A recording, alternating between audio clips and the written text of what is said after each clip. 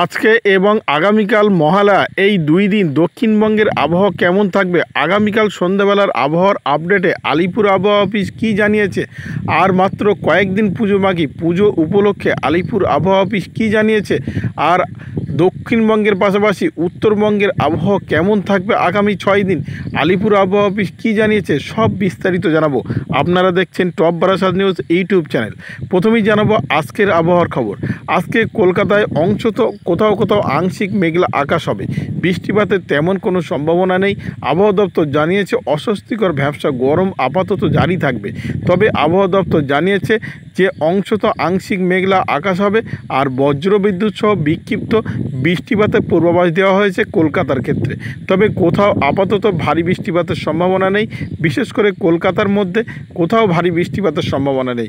আবহাওয়া দপ্তর জানিয়েছে কলকাতার পাশাপাশি আজকে হাওড়া, হুগলি, উত্তর ও দক্ষিণ 24 পরগনা, পূর্ব ও পশ্চিম মেদিনীপুর, নদিয়া কোথাও তেমন কোনো ভারী বৃষ্টিপাতের সম্ভাবনা নেই।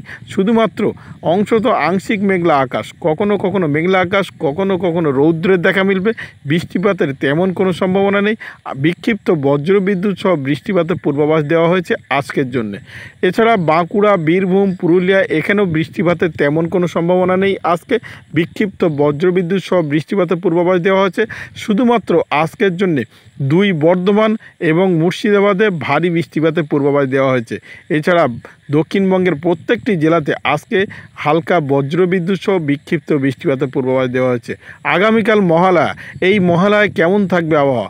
আবহাওয়া দপ্তরের পূর্বাভাস অনুযায়ী আগামীকাল মহালয়ার দিন দক্ষিণবঙ্গের প্রায় সব জেলাতেই বিক্ষিপ্ত বজ্রবিদ্যুৎ সহ বৃষ্টিপাতের পূর্বাভাস দেওয়া হচ্ছে। কোথাও ভারী বৃষ্টিপাতের সম্ভাবনা নেই বলে জানিয়েছে আবহাওয়া দপ্তর। আবহাওয়া দপ্তর জানিয়েছে যেখানে যেখানে মেঘ তৈরি হতে পারে সেখানে সেখানে কিছুটা বিক্ষিপ্ত বৃষ্টিপাত হতে পারে, তবে সেটা দীর্ঘস্থায়ী নয়, 10 মিনিট 15 মিনিট এমনটা বৃষ্টিপাত হতে পারে, এমনটি পূর্বাভাসে জানিয়েছে আবহাওয়া দপ্তর। সেই সঙ্গে গতকালের আপডেটে আলিপুর আবহাওয়া অফিস যে আগামী 6 অক্টোবর পর্যন্ত পূর্বাভাস দিয়েছে তাতে আপাতত জানিয়েছে শুধুমাত্র বজ্রবিদ্যুৎ সহ বৃষ্টিপাত হতে পারে। আগামী কয়েকদিন আপাতত বৃষ্টিপাতের তেমন কোনো সম্ভাবনা নেই।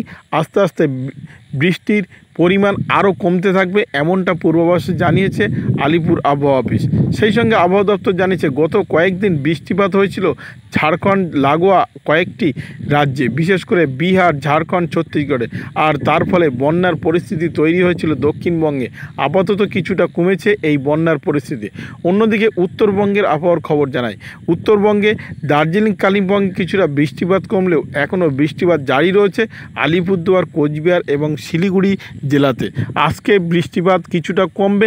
গতকাল পর্যন্ত ভারী থেকে অতি ভারী বৃষ্টিপাত হয়েছে কোচবিহার, আলিপুরদুয়ার এবং শিলিগুড়িতে, যার ফলে তিস্তা নদীতে বাঁধের জল ছাড়তে শুরু করেছে। তিস্তা নদীতে জলের পরিমাণ অনেকটা বৃদ্ধি পেয়েছে, এমনকি নিচু এলাকা এছাড়া বাঁধের কাছাকাছি জায়গা থেকে মানুষজনকে সরে যাওয়ার জন্য ইতিমধ্যে পুলিশ সতর্ক করেছে।